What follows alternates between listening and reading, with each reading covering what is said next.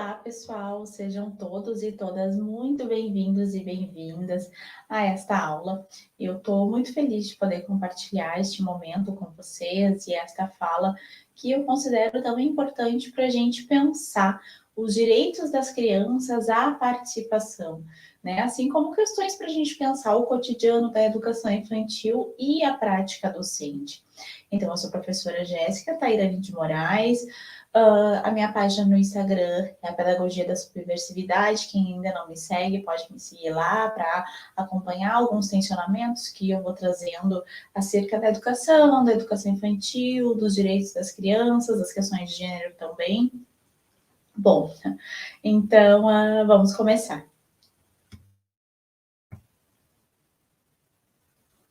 Então, para falar um pouquinho do meu lugar de fala, e durante aqui a minha exposição, vocês vão entender por que eu considero importante trazer isso.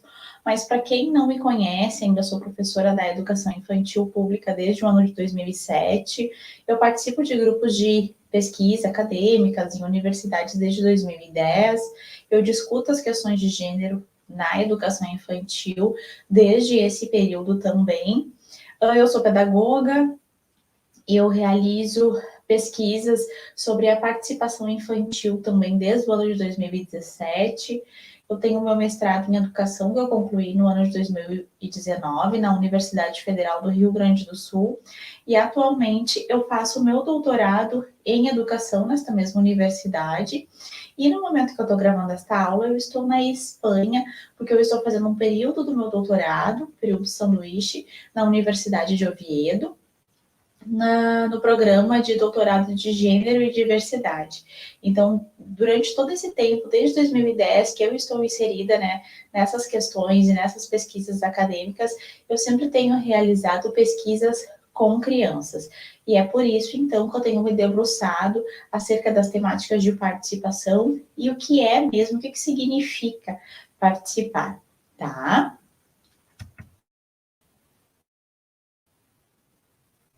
Então, a nossa proposta de conversa, eu dividi ela em dois momentos. No primeiro, eu vou falar sobre a participação e os direitos das crianças, e trago algumas questões conceituais para a gente entender um pouco de maneira mais profunda o que é essa participação, para a partir daí a gente entrar no segundo momento, que é a participação como parte do cotidiano.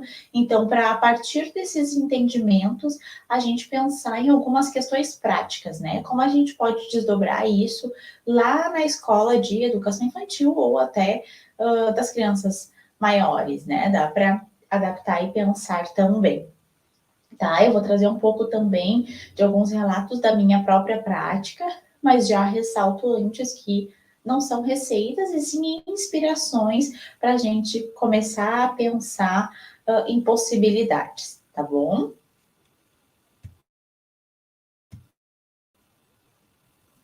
Bom, então eu inicio a minha fala trazendo alguns tensionamentos, algumas perguntas do Manfred Liebel, que ele questiona assim: as crianças realmente têm a capacidade de exercer seus novos direitos?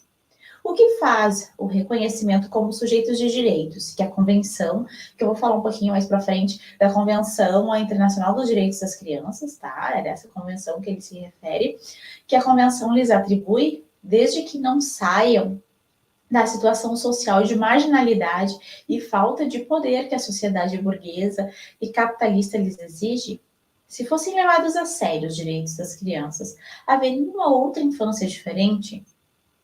E se essa outra infância talvez já esteja surgindo secretamente e deva apenas ser descoberta, decifrada e tornar-se pública?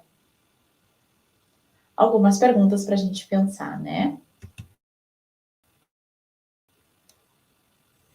Bom, então para falar um pouquinho assim pela defesa dos direitos das crianças, o que se tem de documento a nível internacional, né, em relação a isso? Porque os documentos nacionais que a gente tem, né, ali o ECA, a EDB, o ECA é de 90, a gente vai ver que a convenção é de 89, então são todos documentos que foram surgindo a partir desses documentos internacionais. Então, para a gente ver, assim, a origem desse discurso de participação e de direitos das crianças, como é que tudo começou? né, nessa questão assim mais de estar posto mesmo, né, em legislação e tal.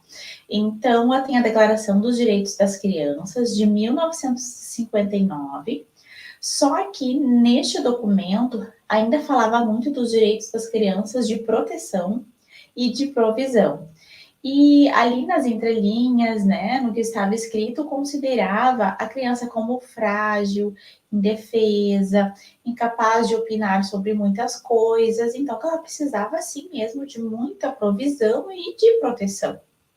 No entanto, no ano de 1989, 30 anos depois, né, até se tem uma crítica que essa questão dos direitos das crianças foram pensados a largos passos, né, não se teve um processo de continuidade. Então, somente 30 anos depois que surgiu a Convenção então, Internacional dos Direitos das Crianças, no ano de 1989, e aí sim se acrescentou um direito importante, que é o direito de participação, que entende a criança, então, como um sujeito potente e capaz. E é justamente esse entendimento e essa concepção que diferencia a infância moderna da infância contemporânea, que é o tempo que a gente vive hoje, tá?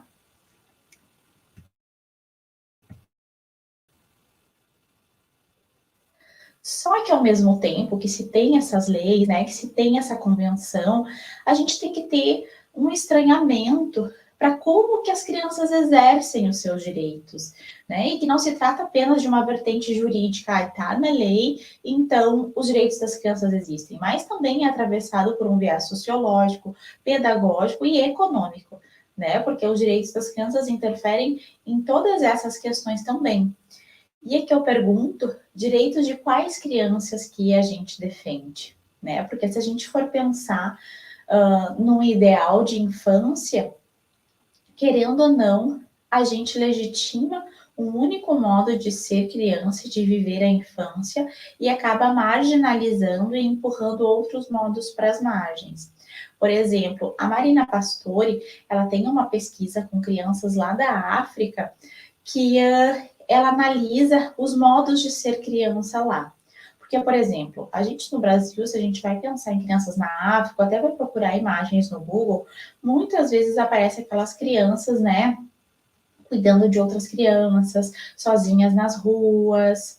Só que, estando imersa lá naquele contexto, ela percebeu que toda essa logística faz parte dos modos de ser criança e de viver a infância naquela localidade, né? E que a gente muitas vezes acaba tendo uma visão marginalizada disso, né? Dizendo que essas crianças não têm infância, só que estando imersa lá, ela via que as crianças brincavam sim, que as crianças viviam a sua infância assim, se divertiam, riam, e que não era assim somente o que a gente vê na mídia. Então, eu trago isso para a gente pensar também a partir dos contextos do Brasil, né? Da gente não importar somente uma ideia de infância ideal da Europa, né? Porque muitos desses documentos que começaram a ser pensados os direitos das crianças, esses documentos internacionais, eles foram pensados no contexto ocidental, europeu e branco. Então, se a gente for pensar no contexto do Brasil, quais os outros tantos modos que tem de se viver a infância e de ser criança? E que muitas vezes a gente acaba meio que marginalizando e legitimando um modo único, global, hegemônico, binário de ser criança, de viver a infância, como se as outras crianças que vivessem de outros modos não tivessem infância, né? Ou tivessem a sua infância em suspenso. Então, por exemplo, eu falo isso porque vamos observar, por exemplo, as crianças que trabalham, crianças que vendem coisas em sinais, né? A gente olha e se apavora, né? E pensa, nossa, essa criança não devia estar aqui, essa criança não está vivendo a infância dela. Só que a gente não pode olhar só para essa questão isolada, porque simplesmente tirar essa criança da rua não vai resolver o problema estrutural da sociedade e nem o problema da família ou do contexto que ela está inserida. Então a gente tem que alargar os nossos modos de enxergar e de perceber e até mesmo de defender esses direitos, porque as crianças elas não habitam um mundo à parte. Elas estão num mundo que é habitado por adultos e crianças que se interrelacionam. Então, o Manfred Lívio até fala que não adianta a gente querer proteger os direitos das crianças, né, dos seres humanos enquanto eles têm pouca idade, se depois elas não vão ter esses direitos garantidos. Então, a gente tem que pensar em justiça, em igualdade, equidade, não somente na infância, mas do modo mais transversalizado e que englobe a todas as pessoas. Tá? Então, para a gente olhar um pouco mais além, né? Então, assim, eu estou defendendo o direito da criança não trabalhar, de viver a infância, mas a questão da estrutura toda da sociedade, que precisa se movimentar, que precisa ser mexido para garantir o dinheiro não, o direito dessa criança, né? E de todas ali o contexto em que ela está imersa, né? Porque aquilo ali é só a pontinha do iceberg que a gente vê, né? Quando a gente vê uma criança trabalhando, uma criança na rua, é só a pontinha do iceberg, tem toda uma questão estrutural, né? Então, da gente também defender esses direitos de uma maneira mais ampla, tá? Não digo que as crianças não têm que ter direitos, que não tem que ter uma convenção para elas. Sim, é importante, mas para a gente olhar um pouquinho mais além, abrir as cortinas e ver o que está por trás disso. Tá? E também quando a gente pensa os direitos das crianças, tem muito essa questão da institucionalização da infância, porque muitas vezes as crianças elas exercem os direitos somente nos lugares que são destinados a elas. E um muito importante acaba sendo a escola, né? Outras instituições que são somente para a infância. Mas se a gente olhar no nosso bairro, na nossa cidade, no nosso entorno, quais são os espaços que são pensados para as crianças, né?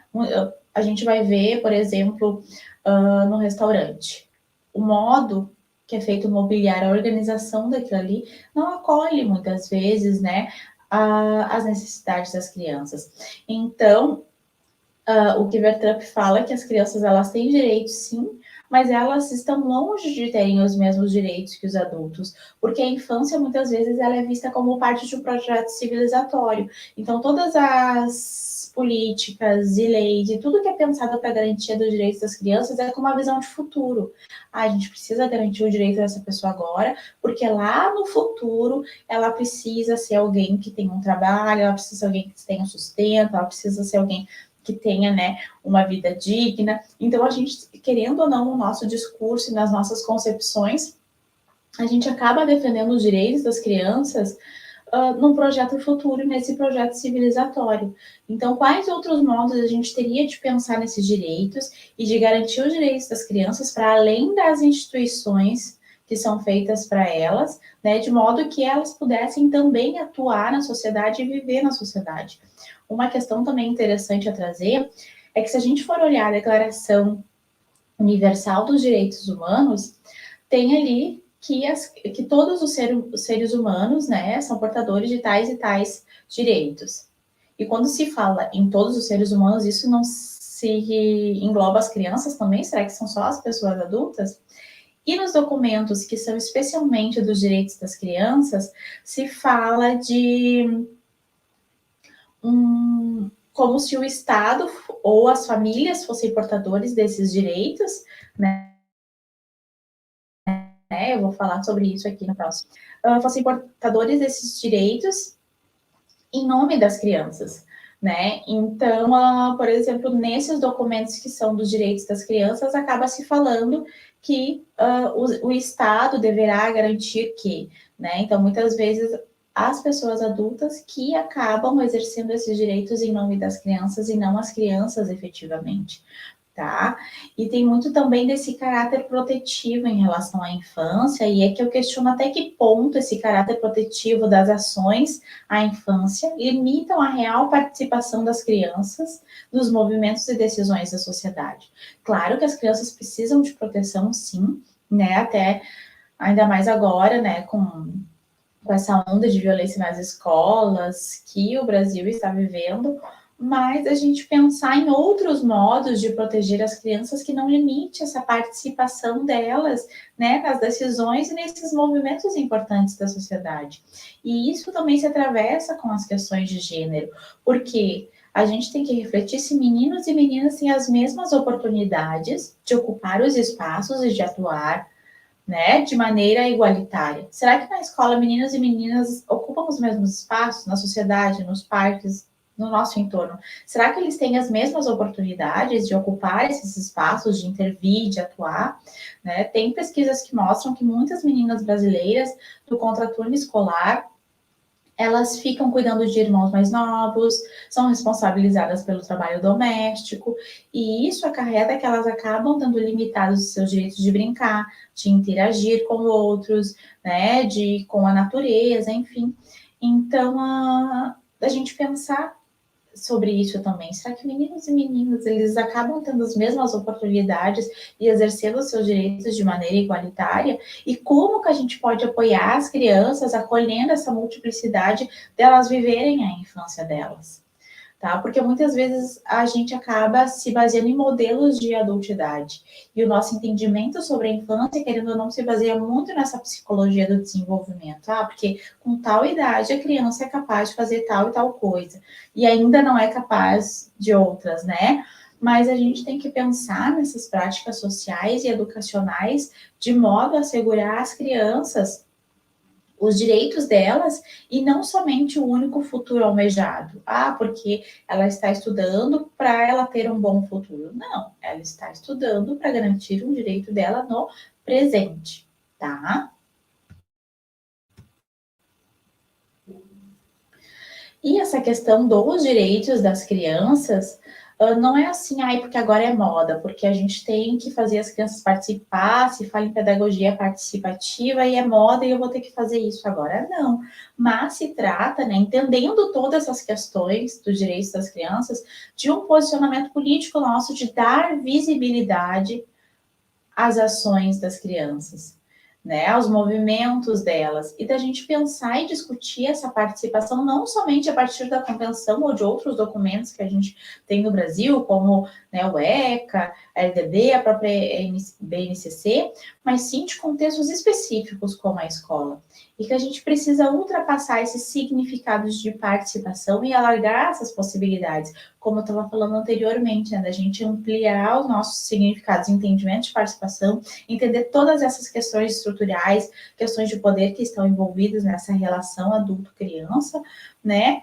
E da gente pensar que essa participação tem a ver com a vida cotidiana, que não é um momento específico lá da jornada que eu vou participar, que as crianças, que eu vou planejar que as crianças vão ter esse momento de participação, mas sim deve ser algo que transversaliza toda a jornada delas na escola, e mais para frente eu vou falar de algumas possibilidades em relação a isso também, tá? Outra questão para a gente pensar, e que eu já estava falando anteriormente, é dessa visão paternalista em relação, né, às crianças, que muitas vezes, então, esses direitos são exercidos pelas pessoas adultas e em benefício das crianças. Então, famílias, cuidadores, acabam sendo as pessoas que mediam essa relação entre Estado e criança, porque, como eu falei antes ali, nos documentos que são elaborados especialmente para os direitos das crianças, fala que os estados serão responsáveis de garantir tais e tais condições, né, para as pessoas adultas usufruírem em nome das crianças. E já nos documentos que se referem mais, que não é voltado para a infância, digamos assim, né, como a Declaração Universal dos Direitos Humanos, fala então que todas as pessoas são portadoras dos direitos, e quando se fala em todas, isso inclui as crianças. Tá? Então, para a gente pensar de um modo um pouco mais amplo desses direitos e, inclusive, de participação, tá? E a Gaetan ainda nos lembra que muitas vezes as crianças elas têm direitos de benefícios e não de ação. E é como se elas fossem cidadãos em espera, né? Porque se tem uma escassa participação delas em sistemas formais de educação. Tá? Então, a escola lá é um dos espaços, sim, que pode promover essa participação genuína das crianças, mas a gente tem que pensar que muitas vezes a gente acaba promovendo práticas que não proporcionam essa participação genuína e que eu vou falar mais para frente daqui a pouco, tá? Mas, enfim, questões para a gente ir pensando. Trago aqui também uma questão de obediência, né? Porque a gente pensa muito que as crianças têm que obedecer, só que nessa questão de obedecer, a gente coloca a criança numa relação de passividade, que é essa questão do adultocentrismo, né? E acaba executando práticas que limitam a participação, o questionamento, a liberdade e as possibilidades de subversão das crianças. Tá? Eu trago como exemplo essa foto de uma aluna minha, que foi minha aluna, na verdade, porque é um clássico exemplo de uma criança que estava desobedecendo, né? O que aconteceu? A gente estava se deslocando para a escola para ir até o parque e essa menina correu na frente de todo mundo, viu as poças de água e foi lá pular, né? Não era um momento adequado, ela não estava com a roupa adequada, né? Nenhuma das crianças estavam. Então, o que aconteceu? Eu registrei, né? Porque eu acho que é importante a gente registrar esses momentos das crianças, dessas ações das crianças e comunicar isso também, não só as ações delas a partir do que a gente planeja, mas a partir dos próprios movimentos delas também, né? Então, eu registrei e fui lá conversar com ela. Eu disse: olha, fulana, o modo que tu tá fazendo isso não é adequado, porque a gente não tinha combinado antes, né? Claro, as crianças precisam de orientação, elas precisam de limites, mas a gente pode fazer isso numa relação mais dialógica, não algo que seja tão impositivo de cima para baixo, tá? Então, eu disse: o modo que tu tá fazendo isso não é adequado, porque tu tá com calça comprida, tu tá de tênis, tu tá molhando toda a tua roupa, não tá um dia tão quente, né? Porque eu sou gaúcha, então isso é no sul, então acaba tendo dias muito frios e úmidos também, as crianças se resfriam muito, né? Então, tu não tá fazendo isso do modo adequado. Se tu quer realmente brincar com isso, tu precisa lá colocar uma bermudinha, se tu tiver na tua mochila, né? Um outro calçado adequado, um chinelinho, e daí tu pode vir pular. Desse jeito que tu tá fazendo, né? Não tá adequado. Daí ela foi lá, trocou a roupa dela, e as outras crianças estavam observando. Eu até relatei essa situação no meu Instagram, e eu disse para elas: olha, se mais alguém quiser pular aqui, pode pular também, mas antes tem que ver se tem uma bermudinha na mochila, um chinelo, né? Porque ali na escola não tinha bota de chuva, nenhuma das crianças estava com bota de chuva, mas, né, eu sabia em relação aos combinados que eu tinha com as famílias, em função da época do ano, que elas tinham roupas extra na mochila e que elas também tinham chinelos na mochila. Então, elas foram e trocaram, e daí as crianças que quiseram foram manipular.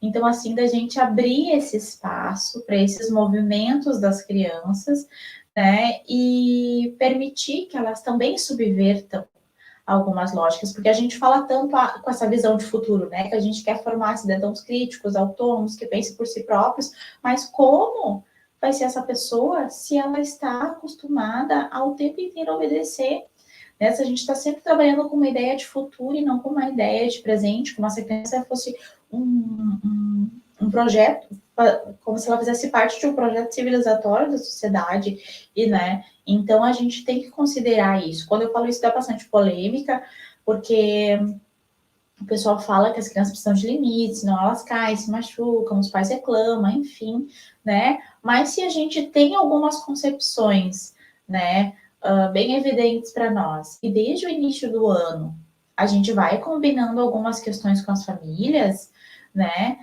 a coisa fica um pouco mais leve. E se a gente, né, sutilmente vai conversando com as colegas, com a coordenação, vai apresentando a proposta, né, então há possibilidades. Claro que eu falo aqui da realidade de uma escola pública, né, nunca trabalhei em escola privada, mas eu imagino que a realidade possa ser um pouco diferente em relação a essas intervenções, né, com as colegas, com famílias, enfim. Mas eu trago aqui relatos da minha realidade, do meu lugar de fala, por isso que eu trouxe ali no início, para a gente pensar e a partir desses questionamentos, né, cada um a partir da sua realidade, ver o que cabe, o que não cabe e pensar a partir disso, tá? Mas então, assim, alguns combinados que eu tenho com as famílias é que as crianças elas vão ser livres, né, para agir, para elas sempre terem roupa extra na mochila, que pode acontecer de molhar, enfim, que eu vou cuidar das crianças sempre, mas que pode acontecer algum acidente, porque elas estão ali brincando, explorando, subindo, né? Então, assim que vai se evitar ao máximo, mas que algum episódio ou outro pode acontecer, que sempre vai se comunicar às famílias, né, que é importante essa relação, esse diálogo, que elas vão estar seguras, mas para a gente também entender que são crianças e que querem explorar o mundo, né, através do seu corpo, tá? E eu trago aqui também a questão dessa diferença entre participação e protagonismo. Porque no Brasil, a gente acaba utilizando o protagonismo, né? Falando, ah, criança protagonista, eu tenho que permitir que meu aluno seja protagonista, o protagonismo infantil, mas a gente não reflete muito sobre o que realmente significa esse conceito. E que se o que a gente está se referindo é mesmo o protagonismo. Porque ele é um conceito, né, que foi traduzido, enfim, começou a ser utilizado aqui no Brasil, mas de uma forma um pouco equivocada, digamos assim, tá? Porque o protagonismo, ele teve origem nos processos de luta das crianças que trabalhavam, e não tinham os mesmos direitos dos adultos que trabalhavam. Então, elas queriam ter carteira assinada, queriam, enfim, ter todos esses direitos que as pessoas que trabalham têm e elas não tinham por serem crianças. Então, o protagonismo se refere justamente aos processos que são encabeçados pelas crianças, que são planejados pelas crianças, tá?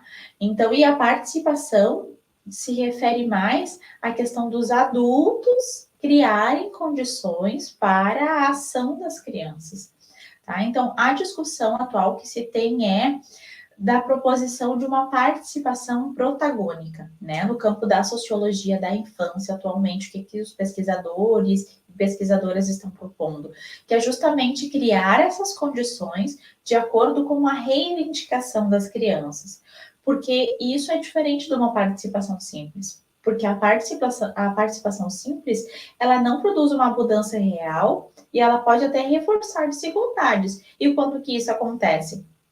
Por exemplo, quando eu planejo um momento específico que as crianças vão participar, sei lá, um conselho de classe participativo, por exemplo.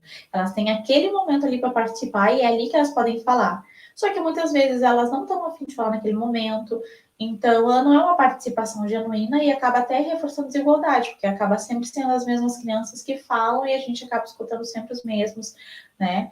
Então, a participação protagônica é mais ou menos isso que a gente tem feito, tem tentado fazer na educação infantil, né? Que é observar os diferentes modos que as crianças se expressam, para a partir daí pensar no que a gente vai ofertar, né? Então, só para a gente ter em mente que participação e protagonismo não são a mesma coisa, e que protagonismo se refere a quando tudo é feito pelas crianças, tá? E o que a gente está fazendo mais se refere a uma participação que tem uma dose de protagonismo, porque a gente escuta uma reivindicação, mas quem vai lá, separa os materiais, tem os objetivos, planeja, organiza, somos nós. Tá? Então, a gente oferece essas condições para que as crianças participem a partir de uma reivindicação, tá?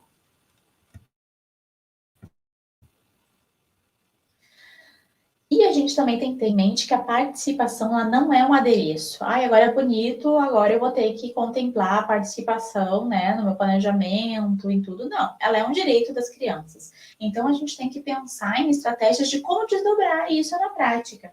E de modo também que não seja uma imposição, como eu falei antes, né, ou uma obrigação. Agora tu tem esse momento e é teu dia e tu é obrigada a participar. Não, mas que seja algo genuíno e que realmente faça parte do cotidiano.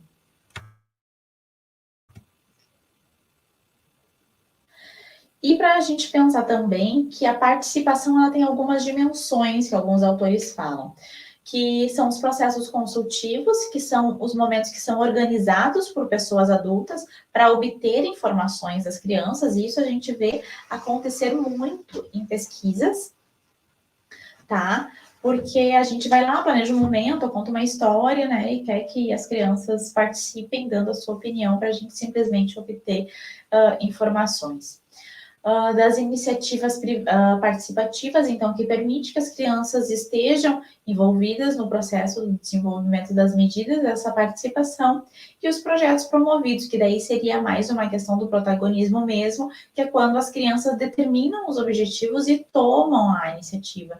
Só que também os autores ressaltam que a gente tem que ter cuidado com essas classificações da participação, porque há muitos modos de participar, não se dá de modo linear, né, e nessa ordem, então não tem como colocar todos os modos nessas classificações, mas só para a gente pensar um pouquinho nas dimensões.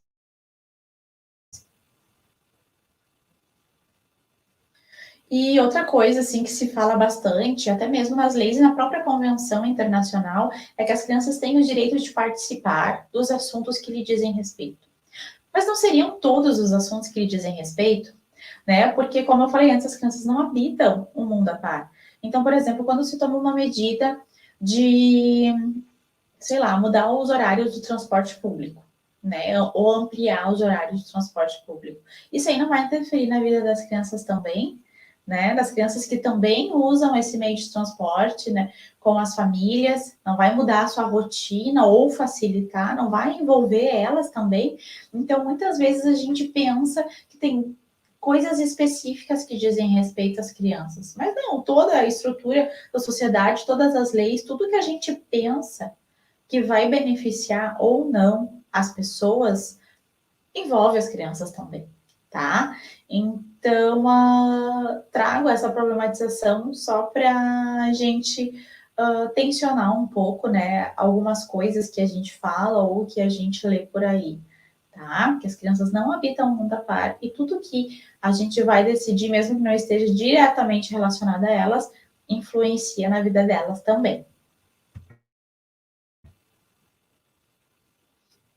E sobre o conceito de voz. Muitas vezes a gente fala, a gente precisa escutar a voz das crianças, né? Aqui eu me refiro à voz verbal mesmo, né? Então, é problemático a gente tentar buscar na voz das crianças a resposta de algo, porque elas têm outras linguagens para se comunicar, né? Se fala, enfim, das 100 linguagens das crianças, mas elas têm outras linguagens para se comunicar e tem muito a ver também com as relações de poder e com essa voz domesticada. Porque quando a gente já tem uma relação de proximidade com as crianças e elas sabem que é a gente que detém mais poder naquela relação, né?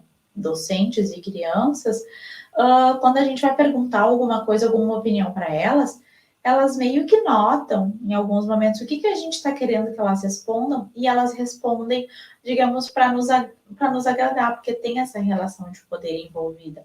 Então, da gente pensar que nem sempre o que as crianças dizem, o que a gente vai perguntar para elas, significa mesmo algo sobre a infância, tá? Eu vou falar um pouquinho sobre isso mais para frente e da gente também se atentar aos silêncios das crianças, porque os silêncios, assim como a voz ou outras expressões, também querem nos dizer alguma coisa, tá? Então, agora a gente vai indo para o segundo bloco, que é para a gente pensar os cotidianos e as práticas docentes. Porque todos esses tensionamentos que eu trouxe são discussões, assim, mais densas. Quem se inscreveu aqui no curso, recebeu ou vai receber por e-mail o link de um drive que tem ali e-books e artigos que falam justamente dessas questões de participação e fala do contexto da América Latina, tá? Para a gente pensar a partir do nosso contexto e não se baseando no modelo eurocêntrico de infância, tá? Mas de como desdobrar isso na prática. Então, todos esses tensionamentos que eu trouxe foram assim para a gente pensar, suscitar uma faísca de pensamento, mas a gente vai aprofundar eles a partir das leituras e eu trouxe algumas sugestões, então, nesse link do Drive, tá? Então, algumas práticas comuns que a gente vê, né, que tem esse intuito de promover a participação das crianças. A roda de conversa, né, que muitas vezes é a rodinha, né, que falam, nessa hora é a hora que as crianças vão conversar, que elas vão trazer a sua opinião sobre algum tema, né, que eu vou ouvir as crianças, só que muitas vezes, eu vou falar sobre a roda de conversa ali depois, só que quando a gente conversa com as crianças, nem sempre aquilo ali que elas estão dizendo para a gente é uma opinião genuína mesmo, elas estão participando de forma genuína. E eu vou falar sobre isso também, e sobre o ajudante do dia, eu também vou exemplificar nos próximos slides, mas para a gente pensando. a questão de perguntar para as crianças o que elas querem pesquisar, né? Às vezes, sei lá, se pensa que tem que se construir algum projeto, alguma coisa, e eu não sei o que as crianças estão a fim de aprender, eu vou lá e pergunto, né? Só que a gente tem que cuidar que às vezes as crianças elas nem pensaram sobre aquilo e elas nos respondem alguma coisa aleatória, e outras crianças que também não tinham pensado sobre aquilo acabam respondendo o que a primeira criança falou, né? Então a gente pensa, a maioria das crianças disseram que queriam pesquisar sobre os dinossauros, mas será que eles queriam mesmo, né? Então, da gente problematizar justamente essa questão da voz e que da gente se atentar a esses outros modos que as crianças têm de participar, têm de intervir, têm de dar a sua opinião e fazer as suas reivindicações, mesmo que simbólicas. E também o conselho de classe participativo. Eu não sei como é que é na realidade de vocês, mas da realidade onde eu venho, né, se tem essa questão que uma vez por semestre se reúne com as crianças para pensar coisas da escola, o que elas concordam, o que elas não concordam, o que elas acham que tem que melhorar. Só que muitas vezes eu vejo que esse é um momento que acontece de maneira mecânica, simplesmente para cumprir protocolos, não se leva a sério o que as crianças estão falando, porque, claro, elas vão falar com base nos seus imaginários e nas experiências que elas têm. Por exemplo, elas gostariam que no parque tivesse um toboágua, né? Então, mas a gente tem que olhar, assim, para além, né? E o que significa aquilo que as crianças estão falando. E, como eu falei, nem sempre a voz vai revelar algo sobre a infância ou algo que elas realmente querem. Então, a gente pensar em como a gente pode realmente promover essa participação das crianças que não seja simplesmente por meio desses momentos protocolares, né? Eu tenho que fazer com que as crianças participem, então eu vou fazer o conselho de classe participativo, porque está na lei, porque diz que eu tenho que fazer, né? Então, da gente pensar um pouquinho sobre as nossas práticas, e que essa participação se refere muito mais ao cotidiano vivido com as crianças. E da gente se libertar um pouquinho dessa ordem do domínio da turma, né? Porque a escola, ela não é um lugar de batalha, ela não é um campo de batalha. E a relação entre docente e crianças não é uma relação entre dominante e dominados. Eu preciso dominar, eles precisam me obedecer. Mas a gente também precisa valorizar essas relações inter e intrageracionais, e isso tem que fazer parte de uma perspectiva da nossa ação pedagógica. E é algo que dá trabalho, dá muito trabalho, e a gente precisa fazer escolhas. Porque quando a gente abre as possibilidades, as crianças percebem que elas podem agir de um modo mais livre, que elas podem chegar na gente, falar determinadas coisas, que elas podem discordar, inclusive, elas acabam trazendo muitas possibilidades, muitas, infinitas, assim. E a gente acaba tendo que fazer escolhas. Então, é aí que entra o nosso papel também. Não é simplesmente deixar as crianças fazer o que elas querem, mas é deixá-las mais à vontade para participar, sem tanta essa ordem do domínio, para opinar, né, para agir. E então a gente vai fazendo as escolhas a partir, né, do que a gente considera que é melhor e mais justo e mais adequado naquele momento.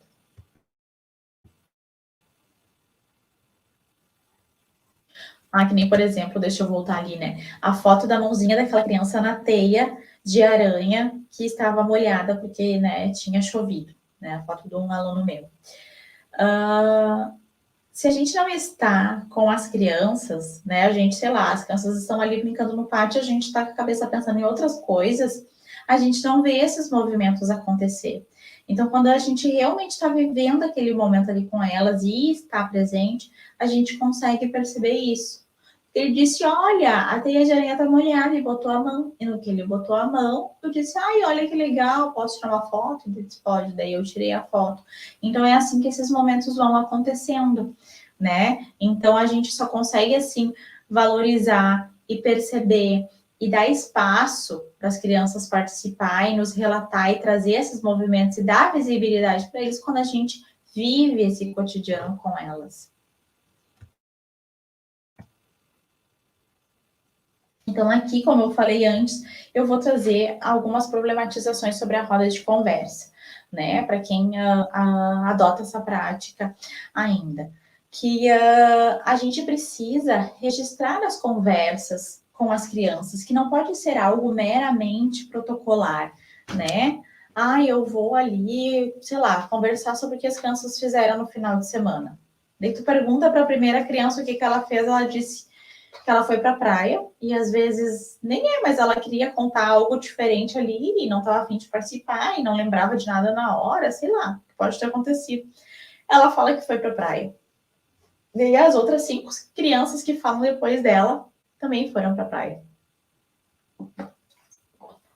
Então, da gente pensar em como a gente vai organizar essas rodas de conversa, né? Que elas não precisam acontecer com todas as crianças ao mesmo tempo e ao mesmo momento, que a gente pode se reunir com grupos específicos de crianças que tragam alguma pauta de conversa, que é importante que a gente registre essas conversas que a gente tem com as crianças, né? Para realmente validar aquilo que elas estão nos falando. E também a gente pode deixar que as crianças registrem suas próprias conversas.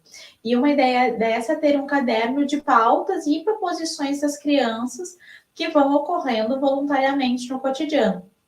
Eu trouxe o exemplo desse caderno que eu tinha com as crianças, porque sempre que a gente se reunia para conversar, né, ou às vezes com um grupo pequeno, 4, 5 crianças que vinham me contar alguma coisa, a gente ia registrando o que elas falavam, né? E depois a gente ia retomando. Então, quando a gente abre espaço para isso e as crianças percebem que elas podem opinar, que elas podem trazer sugestões, que elas podem participar, inclusive, do nosso planejamento, elas vão trazendo muita coisa. Então, por exemplo, muitas vezes, quando as crianças perceberam isso, elas vinham em mim, crianças de 4, 5 anos de idade. Prof, eu pensei em uma ideia. Eu acho que semana que vem a gente podia fazer brigadeiro, né? Eu disse, tu acha que a gente podia fazer brigadeiro? Então pega lá o caderno que a gente vai anotar essa sugestão. Daí eu ponderava com eles, eu dizia, olha, eu acho que nesta semana não vai dar tempo, quem sabe semana que vem, porque a gente tem que organizar os ingredientes, tem que ver como é que a gente vai pedir isso para as famílias, né? Ou se a gente vai pedir na escola, ou se cada um vai trazer um dinheirinho e a prof que vai comprar no mercado, como é que a gente vai fazer isso? A gente precisa planejar isso, né? Então, da gente abrir esses espaços, eles já vêm com ideias. Já sei, a gente podia pedir para os nossos pais. Bom, então eu tenho que organizar um bilhete, né? Pedir para cada um trazer ali 1, 2 reais. Daí a prof tem que ir no mercado, tem que comprar os ingredientes. Então, eu acho que talvez a semana que vem a gente vai ter tempo para organizar tudo isso. Pode ser semana que vem? Sim, prof, pode ser. Então, assim, sabe, de ter esses momentos, ou às vezes na roda de conversa, surge uma discussão muito específica, sei lá, sobre os ovos, né? As minhas crianças, que eram as minhas alunas, elas gostavam muito de ovos de bicho, elas falavam de tubarão, de ovos de tartaruga, elas adoravam falar, porque elas viam em casa muitos vídeos no YouTube sobre a natureza, e elas falavam muito sobre isso, né? Então é um ótimo momento para a gente registrar tudo que elas estão falando e a partir dessas hipóteses que elas vão lançando, da gente ir planejando momentos para que elas façam as suas investigações e as suas descobertas.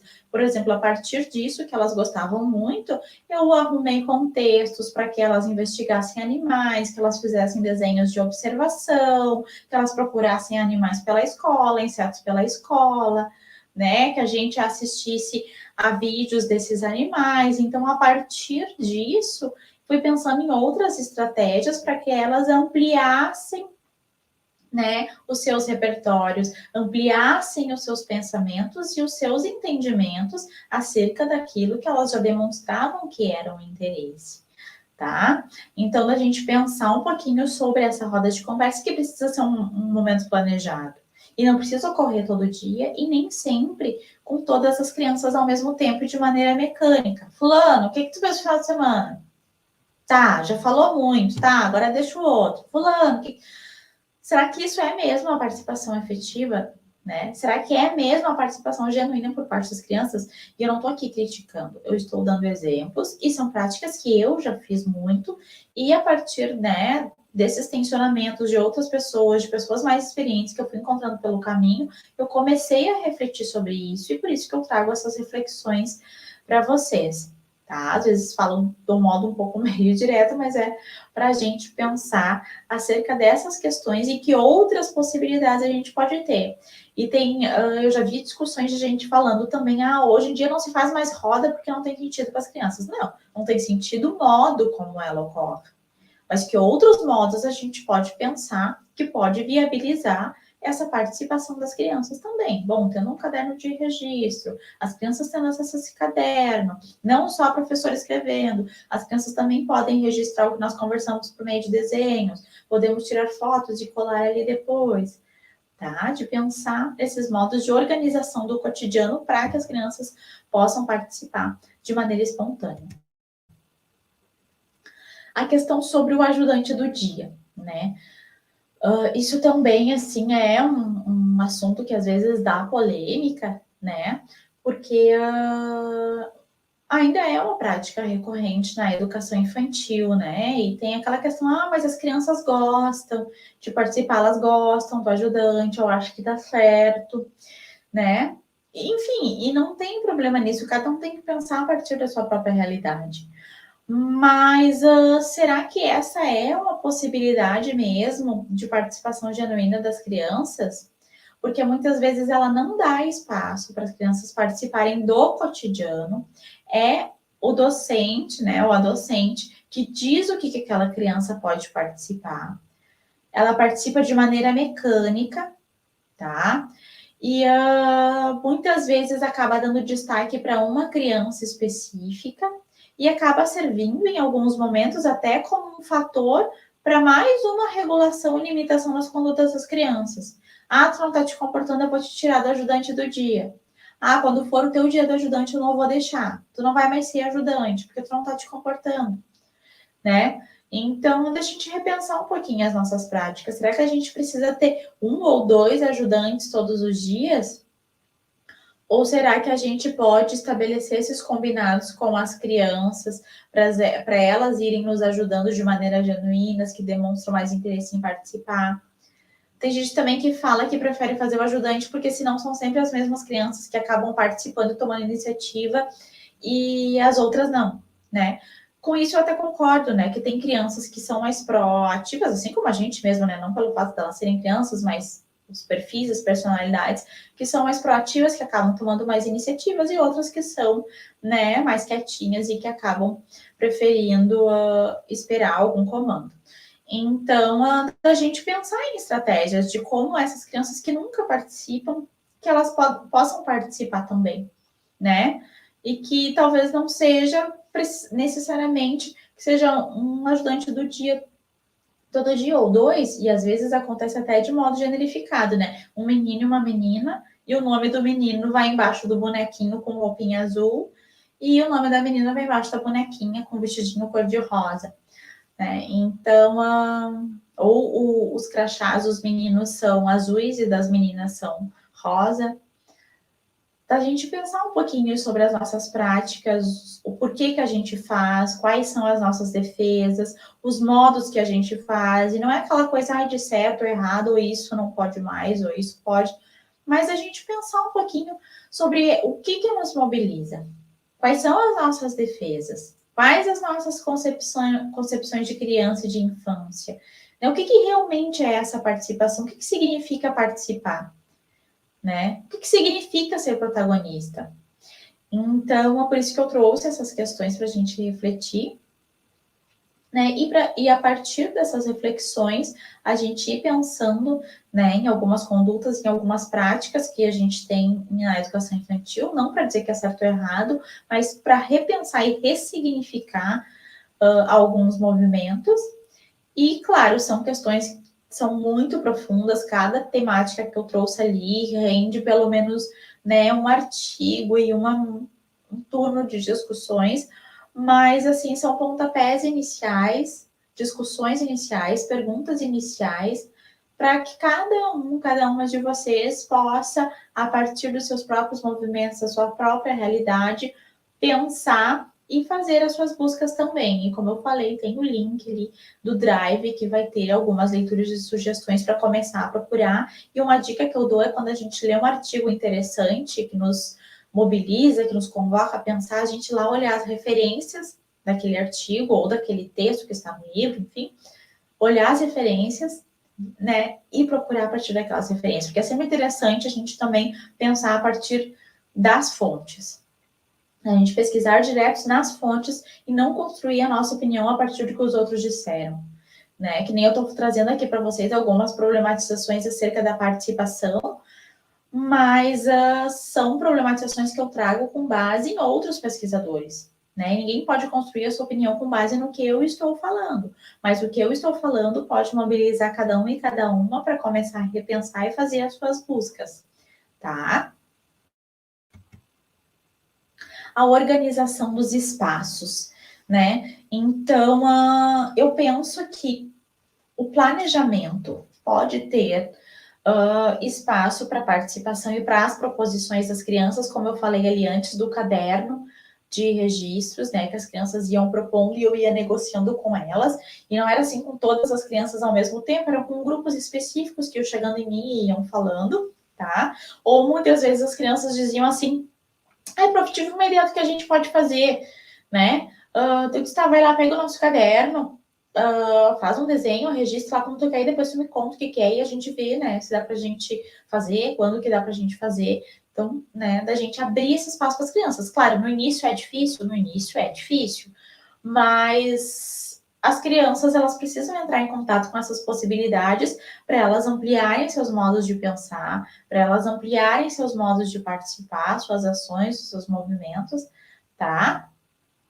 Então, a gente poder também fazer esse planejamento e ter esse espaço para as proposições das crianças e também a gestão do tempo, né? Porque rotina, as crianças precisam de rotina, sim, precisam. A escola precisa para se organizar. Todos nós precisamos de rotina para nos organizar internamente, emocionalmente, para nos sentirmos seguros, né? Crianças e adultos. No entanto, rotina não quer dizer que precisa sempre acontecer do mesmo modo as coisas, tá? Por exemplo,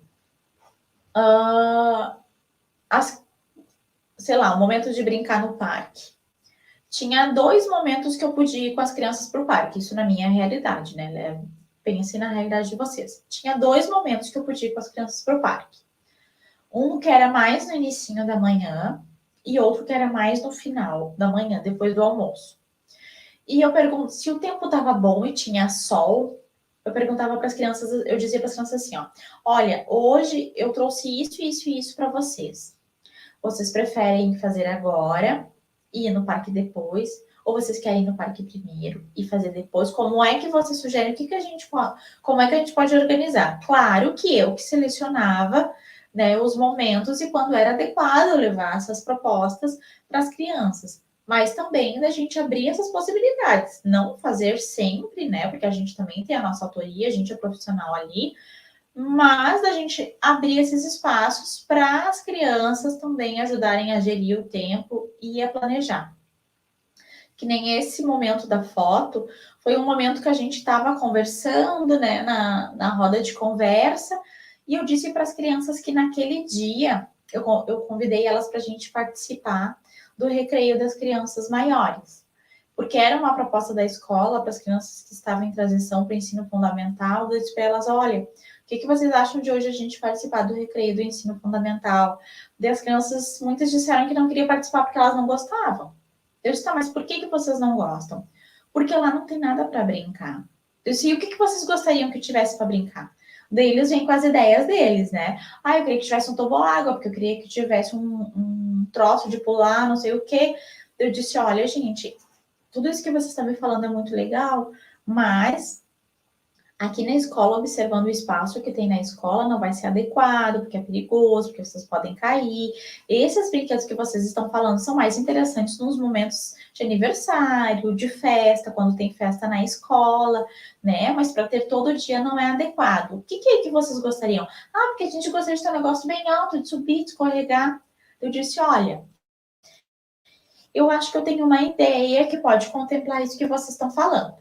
Daí eu peguei no meu celular mesmo, né? Porque eu não tinha computador na sala nem nada, e mostrei algumas fotos de casa na árvore, porque na escola em que eu trabalho, Tem bastante árvores. Daí eu disse, o que vocês acham dessa ideia aqui? E daí eles acharam genial. Mas, claro, as crianças já tinham visto uma casa na árvore, muitas delas não tinham visto. Então, as crianças vão pensar a partir dos seus próprios entendimentos e das experiências que elas têm. Não é porque elas sabem menos, elas não são capazes de pensar o que a gente pensa, não. É porque elas são seres humanos que estão vivendo há muito tempo menos que a gente. Então, elas viram menos coisas, têm menos experiência, e a gente, como seres humanos, mais experientes, a gente tem que oferecer condições para as crianças ampliarem os seus pensamentos, as suas ideias, as suas imaginações, né? E assim terem capacidade de atuar e de participar de outros modos. Então, e elas acharam muito interessante. Eu disse, olha, esta ideia eu acho que pode ser viável, né, na nossa escola, enfim, expliquei para eles. Eles falaram o que queriam. Eu disse, olha, então se vocês querem, a gente tem que falar com a direção da escola. O que vocês acham da gente registrar para vocês mandar? Vamos fazer um projeto, registrem como é que vocês querem essa casa na árvore, para eles entenderem. Então, as crianças fizeram o seu projeto a partir das fotos, foram observando, mostrei diferentes tipos de fotos para eles. Eles construíram um documento, eu fui a escriba deles, escrevi algumas coisas também. A gente juntou tudo, montei um caderninho e a gente foi entregar para as crianças, né? Para as crianças não, para a equipe diretiva. Então, esse foi um movimento que estava planejado, que estava no meu planejamento? Não. As crianças diziam que elas não gostavam. Eu poderia ter ignorado aquele fato e não ter perguntado, por que vocês não gostam? Ou não abrir espaço para elas pensar, ou quando elas me falassem ali dos tobogãs, dos toboáguas, eu podia dizer, gente, isso aí não dá, não sei o quê, sabe? E ignorar e morrer ali, né? Mas como eu vi que era uma necessidade das crianças, né, ter outras opções ali naquele espaço, visto que no próximo ano elas iriam para o ensino fundamental, iam ficar vários anos no ensino fundamental, eu achei importante registrar essas ideias delas. Então, por isso que eu falo da gente fazer escolhas, da gente estar aberto, abrir um pouco essa mão da ordem do domínio, do planejamento, porque eu planejei isso, porque eu preciso fazer isso com todas as crianças ao mesmo tempo, porque todas têm que fazer, porque eu tenho que ter fotos de todas para botar no portfólio, da gente abrir um pouco mão disso, e a gente se liberta um pouco dessa preocupação com as famílias. Claro que a gente tem que ter essa preocupação com a família, né? Relação família e escola, mas quando já no início do ano, na reunião das famílias, a gente já apresenta para eles a nossa proposta de trabalho, os modos que a gente trabalha, né? Então, isso acaba, então, se tornando uma questão, assim, né, muito mais fácil de gerir quando a gente abre um pouco a mão dessa ordem do domínio, está aberta às proposições das crianças e oferece condições para elas ampliar os seus pensamentos, né, e as suas ações e os seus modos de participar no cotidiano.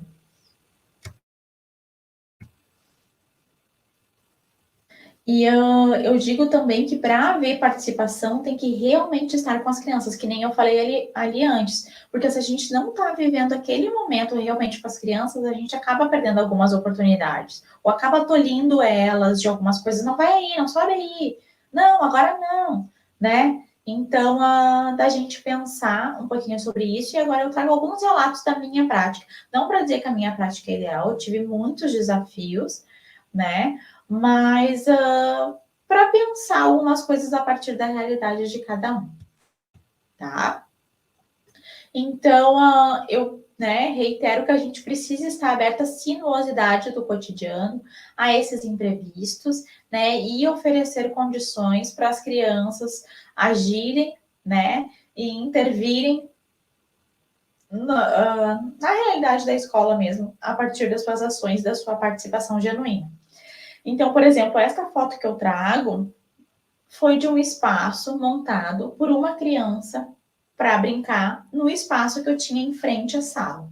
Tá? Eu tinha um espaço em frente à sala, que não tinha mais nada, então eu conseguia aproveitar esse espaço também, e ali da porta eu conseguia, né, observar tantas crianças que estavam na sala quanto as que estavam ocupando o espaço em frente à sala. Então, pensem a partir da realidade de vocês. E uma das meninas, ela gostava muito de água e a gente tinha uma torneira, uma pia, né, na sala. E quando eu percebi, ela estava enchendo vários potes de água e brincando de transferir a água de um para o outro, Só que ela estava molhando as mangas dela, né? Ali na sala o chão já estava começando a ficar molhado. E daí, em vez de eu simplesmente dizer para ela sair dali, né? E tava um dia assim um pouco mais quente, não estava tão frio, eu disse para ela, olha, fulana, o jeito que tu tá fazendo isso aqui não tá dando certo. Tu não tá vendo que tu tá molhando todas as tuas mangas, tu tá gastando toda a água, tá molhando tudo aqui na sala. Não tá assim. Se tu quer brincar com a água, tu leva as panelas que tu quer ali para fora e eu vou te dar então uma vasilha com água e tu brinca ali fora, tá? Aqui dentro não vai dar. E fica só ali na frente onde eu posso te ver. Eu disse para ela. Dá-se tá. Quando eu fui ver, ela tinha arrumado esse espaço para ela brincar, porque ela estava acostumada a ver eu arrumar os espaços para eles brincarem, né, para eles fazerem as investigações deles.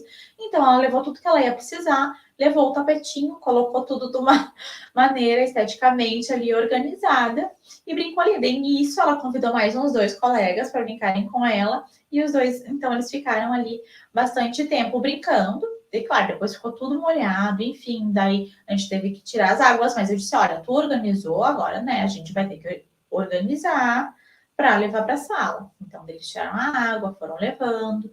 Então, tem todas essas questões, né? Mas a gente estar aberto a essa sinuosidade que nem sempre, como eu falei, a rotina precisa acontecer do mesmo modo. Esse brincar na sala, esse momento do brincar livre na sala não precisa ser sempre do mesmo modo, né? Será que a gente não pode levar esses brinquedos para a rua no momento, no horário que é de brincar na sala, as crianças brincarem no pátio? Ou que outros modos de organizar esse brincar a gente pode ir fazendo junto às crianças, né? A partir dos interesses delas. Então, por isso que eu falo, não é assim, não dar limites para as crianças, deixar elas fazer o que elas querem. Não, elas precisam de limites, elas precisam de orientação, mas a gente também acolher um pouco das ideias e das sugestões que elas vão nos dando a partir desses movimentos e dessas outras linguagens, né? Que não é sempre a partir da voz e a partir da fala. Então, que negociações a gente pode fazer com as crianças numa relação mais dialógica para que as coisas fluam, funcionam, que elas estejam protegidas, que elas estejam acolhidas, né? Elas precisam de segurança também, mas que elas também possam participar, né? De que modo a gente pode promover uma proteção mais participativa para as crianças. E eu trago essa foto também, porque foi uma foto que eu registrei, e depois que eu registrei, que eu comecei a pensar sobre ela, sobre quantas sentenças para dar limite pode haver nesta foto, né? Por exemplo, não sobe na mesa, não estraga a fita crepe da professora, não risca a mesa, não misture as massinhas, a canetinha para desenhar, não é para pintar. Então eu questiono aqui, limite para quê? Para as condutas ou para a criatividade e a imaginação?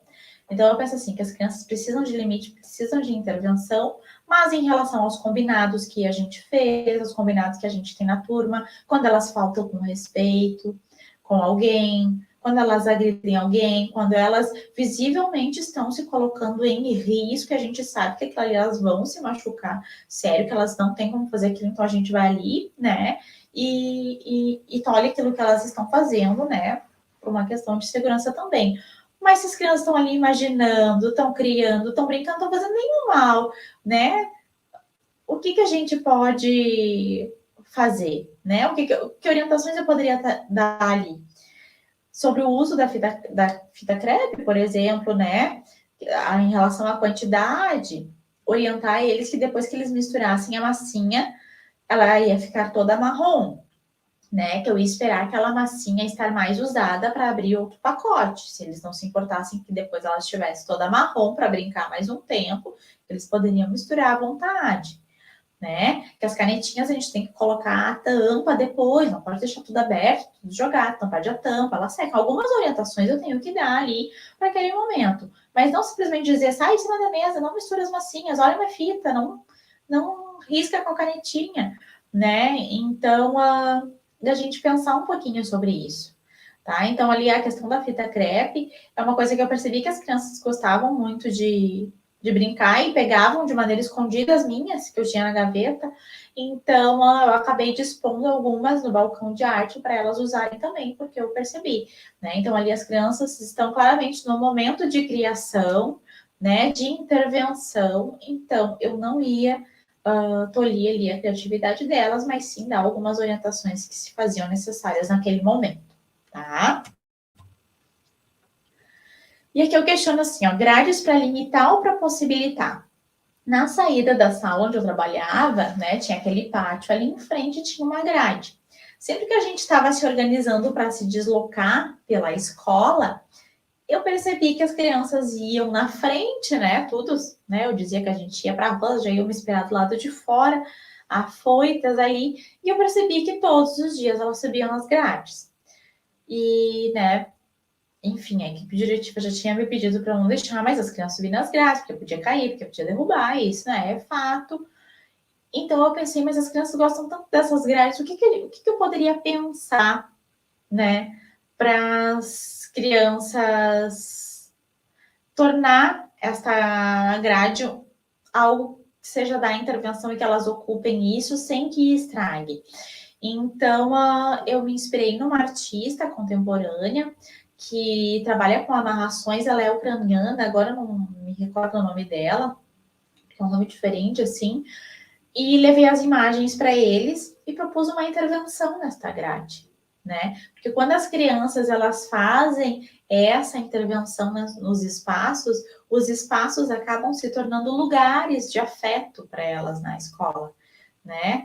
Então, essa questão da divergência também, né? Que elas possam divergir, ocupar esses lugares, né? Ocupar esses territórios, atribuir sentidos para eles na escola, ocupar, né? Toda a escola, não somente os espaços que são destinados para elas, que é a sala referência e o parque, principalmente numa escola de ensino fundamental que tem educação infantil, né? Isso acaba se limitando bastante, porque tem outros espaços que acabam as outras crianças maiores tendo prioridades, como a quadra, né, ali, que é possível ver na foto também. Então, se a grade ali era algo tão importante para elas que eu fui percebendo, não foi algo que elas me falaram, mas através das ações delas, né, eu percebi. Então, eu propus isso, né, delas fazerem essa intervenção na grade a partir de amarrações. E depois daquela ali, elas não subiram mais na grade. Porque daí de vez em quando eu fui promovendo outros momentos para elas pendurarem outras coisas ali. Elas não subiram mais, porque elas não queriam estragar aquela intervenção que elas tinham feito, mas era um lugar, assim, né, de afeto, que tinha ali o jeito, a cara delas ali naquele lugar, que foi um espaço que elas me mostraram que elas gostavam de ocupar na escola. Aqui eu trago exemplos de outros modos de intervenção também, assim como a gente fez amarrações nas grades. Eu percebi que as crianças gostavam muito de subir nas árvores, a gente fez amarrações nas árvores também. Eu percebi que as crianças gostavam muito de pintar e desenhar, então, a partir de outros artistas que faziam intervenções em brinquedos. Eu levei imagens para eles, o Fábio de Carvalho, o João Paulo Balicei, até para discutir com elas essas questões de gênero, porque o João Paulo Balicei, ele pintava bonecas Barbie de azul e bonecos Ken de cor-de-rosa para problematizar essa questão do gênero, né? O Fábio Carvalho, ele adornava os carrinhos de guerra e os policiais com flores, para problematizar também essa questão das masculinidades, da força, da agressividade. Então, eu levei essas imagens para eles e a gente selecionou alguns brinquedos da sala para as crianças também fazerem essa intervenção.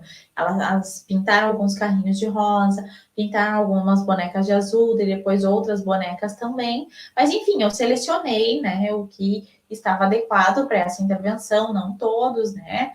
Alguns brinquedos, convidei elas e elas então fizeram essas intervenções, né? Da gente pensar nesses outros modos de intervir nos espaços e nos materiais que seja adequada às linguagens e os modos de agir das crianças e que elas também possam ampliar suas possibilidades, seus modos de ver e de agir. aqui também, né, das árvores, que elas gostavam muito, elas penduraram colares nas árvores, essas até são as árvores que ficam do lado de fora da escola, a casinha do pátio, elas disseram que aquelas casinhas estavam com uma cor muito feia, que elas pareciam casinhas tristes, então eu possibilitei que elas pintassem as casinhas da pracinha da escola. A minha mesa e o meu armário, até relato isso lá no Instagram também, que eu queria muito tirar a minha mesa da sala, porque ela era enorme, só que eu dividi a sala, né, com outra colega também, então a decisão não dependia só de mim. Eu achava que tinha muito armário ali na sala, que podia ter menos armário para as professoras e ter mais coisas dispostas para as crianças, mas enfim, foi uma batalha que eu não ganhei e eu tive que deixar todos os armários e a minha mesa na sala. Então, que modos eu poderia encontrar para que as crianças, para que esse excesso de mobiliário não limitasse as ações e a participação das crianças ali. Então, eu forrei a minha mesa com papel contact e pendurei canetas permanentes nas pontas para elas poderem intervir ali. Nos armários também forrei com papel pardo, depois forrei com contact, pendurei caneta nos puxadores para elas poderem desenhar, a questão dos registros, das fotos, de deixar ao alcance delas e elas poderem ir vendo e mexendo e manuseando esses registros e essas fotos também, e intervindo ali. E a participação, ela também tem muito a ver com a continuidade, porque não adianta eu promover a participação uma vez, né? Ela tem que ser promovida com recorrência para as crianças ir refinando os seus modos de participar, os seus modos de intervir, as suas ações, porque sim, porque muitas vezes as crianças nunca entraram em contato com aquilo, elas não estão acostumadas a opinar, a intervir, então muitas vezes as ações acabam tendo grandes dimensões, né? Mas com o tempo elas vão refinando e aprimorando e complexificando, né, as suas ações e os seus modos de intervir, que acaba se tornando algo natural e que faz parte do cotidiano ali, da jornada delas na escola. Então, eu digo assim, ó, que a continuidade é como se fosse algo que abrisse o caminho para a participação. Porque vamos imaginar um terreno cheio de mato, e que a gente precisa abrir um caminho nesse terreno. A gente caminhar uma vez por esse mato, o caminho vai ficar aberto? Não, né? Que nem quando a gente vai assim num lugar cheio de mato, às vezes a gente vê os caminhozinhos assim marcados onde as pessoas costumam passar muito tempo. Se eu caminhar só uma vez ali, o caminho não vai ficar marcado. Mas se eu caminhar várias vezes por ali, esse caminho vai ficar marcado e eu vou saber o caminho, né? Então, o que que acontece quando eu só sei um caminho? E aquele caminho se fecha, né? Vamos imaginar a gente dirigindo, por exemplo. Eu só sei um caminho para ir a determinado lugar e aquele caminho está bloqueado, está fechado. Eu vou me desesperar porque eu não sei outro caminho.